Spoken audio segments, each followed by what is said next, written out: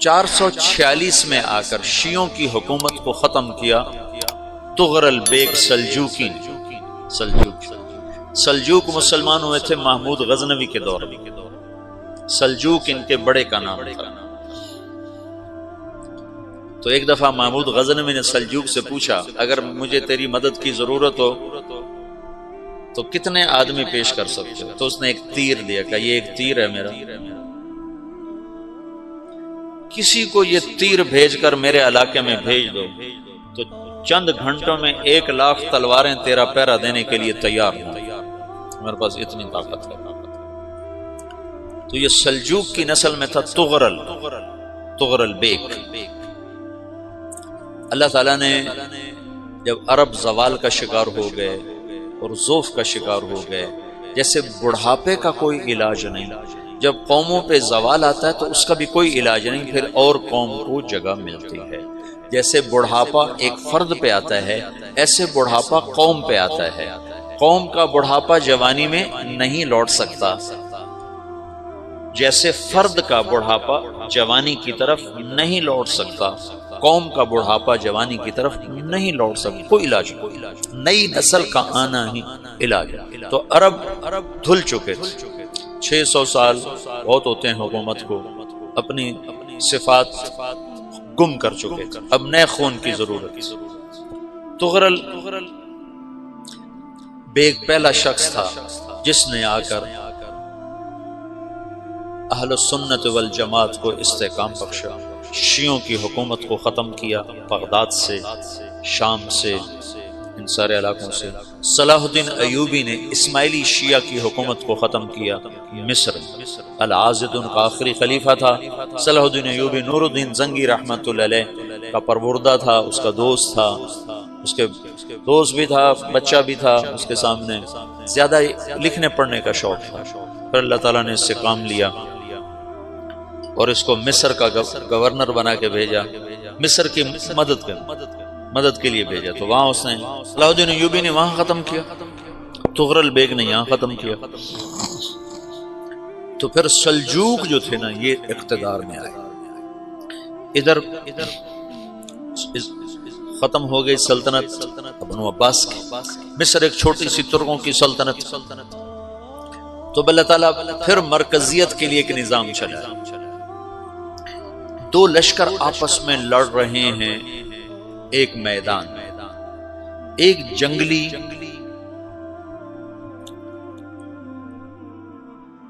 بدوؤں کا قافلہ، جنگل کے لوگ اپنے قبیلے کو لے کر، ایک جنگلی قبیلہ اپنے سردار کے ساتھ نقل مکانی کر رہا ہے ایک جگہ سے دوسری جگہ۔ اللہ کا نظام کہ یہ لوگ چلتے چلتے چلتے اس وادی میں پہنچ گئے جہاں جنگ ہو رہی ہے، دو لشکر آپس میں لڑ رہے ہیں۔ جب یہ وہاں پہنچتے ہیں تو ایک لشکر کے قدم اکھڑ رہے ہیں اور دوسرا غالب آ رہا ہے۔ ان کو نہیں پتا شکست کھانے والے کون ہیں اور فتح پانے والے کون، ان کو نہیں پتا۔ اس جنگلی قبیلے کے سردار کا نام بھی تغرل ہے، تغرل۔ تو یہ سردار کہتا ہے جو شکست کھا رہے ہیں ان کی مدد کرو، کچھ پتہ نہیں کون، کہتا جو شکست کھا رہے ہیں ان کی مدد کرو۔ تو 400 وحشی جنگلیوں نے فاتح لشکر کے پیچھے حملہ کر دیا۔ وہ تو ایک کافی ہوتا تھا، 400 دوڑ جب تلواریں پڑیں تو چند لمحوں میں نقشہ بدل گیا، بھاگنے والے جم گئے اور جمنے والے بھاگ پڑے۔ جب جنگ ختم ہوئی تو شکست خوردہ لشکر کے بادشاہ نے ان کو بلایا، اسے پوچھتا ہے مجھے جانتے ہو میں کون ہوں؟ کہا نہیں۔ کہا تو تم نے میری مدد کیوں کی؟ کہا انسانی ہمدردی کی وجہ سے، تمہیں شکست ہو رہی تھی اس لیے تمہاری مدد کی۔ پھر اس نے اپنا تعارف کرایا، میں ہوں سلیمان سلجوقی، ترکی کا بادشاہ، مسلمانوں کا لشکر تھا اور تاتاریوں سے شکست کھا رہا تھا، تاتاری فتح پا رہے تھے، مسلمان شکست کھا رہے تھے۔ تو وہ اللہ کی غیبی مدد بن کر آئے، تو وہ اس سے کہتا ہے میرے ساتھ رہنا پسند کرو، تم نے میرے اوپر احسان کیا ہے، میں اس کا بدلہ دینا چاہتا ہوں، میرے ساتھ رہنا پسند کرو گے؟ کہنے کا کر لوں گا۔ تو اس نے اس کو لے کر ترکی آیا، اور استنبول اس وقت روم کی حکومت میں تھا، اسے فتح کیا اس تغرل کے آگے چوتھے پانچویں پڑپوتے محمد فاتح نے۔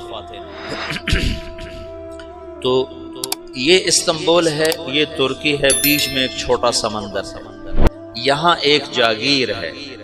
تو سلطان سلیمان کہتا ہے یہ جاگیر تجھے وقف ہے، ادھر سے رومی مجھے تنگ کرتے ہیں حملے کر کر کے، تو میرا دفاع کرتے رہنا، یہ جاگیر تیری ہے۔ اس جاگیر پہ اس نے اپنے قافلے کو آباد کر لیا، اپنے قبیلے کو، اور ایک چھوٹی سی حکومت بنا لی، جو ایک صوبہ سمجھو سلمان سلجوقی کا، وہ ایک چھوٹا سا صوبہ ہے۔ وہاں جب یہ رہ پڑا تو پھر یہ ایک شیخ کے بیعت ہوتا ہے، وہاں شیخ طریقت ہے، ان کے یہ بیعت ہونے جاتے ہیں، وہ اس کو رات اپنے پاس ٹھہراتا ہے، تو ایک کمرے میں ان کو ان کا خادم ٹھہراتا ہے۔ یہ جب کمرے میں جاتا ہے تو سامنے دیوار میں طاقچے پر قرآن پڑا ہوا ہے، تو یہ تغرل بیگ کہتا ہے یہ کیا ہے، یہ کیا ہے؟ تو وہ خادم کہتا ہے یہ کتاب اللہ ہے، قرآن ہے۔ وہ اس کو وہاں چھوڑ کے باہر چلا جاتا ہے۔ وہ دیہاتی آدمی، جنگل کا رہنے والا، پہلی دفعہ زندگی میں قرآن دیکھا، وہ کہتا ہے یہ قرآن ہے، اللہ کی کتاب ہے، میں اللہ کی کتاب کے سامنے سو جاؤں، کتنی بے ادبی ہے۔ تو اس نے ایسے قرآن اٹھایا اور سر پہ رکھا اور کھڑا ہو گیا، ساری رات قرآن سر پہ رکھ کے کھڑا رہا۔ رات کے پچھلے پہر اس کو خواب آیا، کھڑے کھڑے اس نے دیکھا کہ اس کی پشت سے ایک چاند نکلا اور شیخ کی بیٹی کے سینے میں جا کے اتر گیا۔ پھر اس لڑکی کے سینے سے ایک درخت نکلا جو پھیلتے پھیلتے پھیلتے 3 بر اعظم پہ چھا گیا، افریقہ پر، یورپ پر، ایشیا پر۔ پھر اس کی آنکھ کھل گئی، وہ کھڑا ہوا ہے، تو اس نے صبح یہ خواب اپنے شیخ کو سنایا، تو انہوں نے اپنی بیٹی اس کے نکاح میں دی تھی۔ اس بیٹی سے ایک بچہ پیدا ہوا، تغرل بیگ نے اس کا نام رکھا عثمان، عثمانی ترک نام سنا ہوا، جو میں نے کل بتایا تھا کہ 1924 میں وہ خلافت ختم ہوئی، تو ایک بیٹا پیدا ہوا عثمان۔ عثمان نے پھر ایک نئی اسلامی حکومت کی بنیاد رکھی جو 1924 تک چلتی رہی، کوئی 800 سال یہ حکومت چلی۔ تو حکومت کا شرازہ بکھرا لیکن پھر جڑ جاتا تھا، اور وہ قرن اول والا جوڑ کبھی نہ پیدا ہوا، ٹکڑے بن گئے۔ ان ٹکڑوں میں اللہ لوگ پیدا کرتا رہا جو دعوت دیتے رہے، دعوت زندہ رہی۔ جو تربیت کا نظام تصوف کے ساتھ تھا اب وہ تبلیغ کے ساتھ،